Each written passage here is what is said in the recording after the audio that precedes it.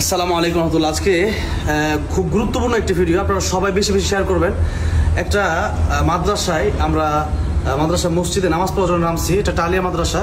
But যে বিষয়টার জন্য আপনাদেরকে আজকের এই ভিডিওতে কথা বলা, দেখেন একটু এদিকে আসা, এই যে দেখেন সাকসেস পয়েন্ট স্টাডি সেন্টার, যেটা আমি জানি না এটা কি যাবে। এখানে দেখেন কার নাম লেখা, আল্লাহর নাম লেখা, বিসমিল্লাহির রহমানির রহিম। দেখাও, বিসমিল্লাহির রহমানির রহিম। আল্লাহ, আমি মানে আমার মানে কলিজার ভিতরে যেন মানে কম্পন শুরু হয়ে যায় এটা দেখলে, জানেন না আপনারা। আমি দেখেন এটা এখানে একটা ওয়াশরুম, দেখেন এখানে একটা ওয়াশরুম। আমি জোরে নামাজ পড়বো তো এখন এই মুহূর্তে এই পোস্টারটা আমি বিভিন্ন জায়গায় বাংলাদেশে বিভিন্ন সময় প্রতিবাদ করেছি যে বিসমিল্লাহির রহমানির রহিম আপনারা প্রচুর পোস্টার দিবেন না।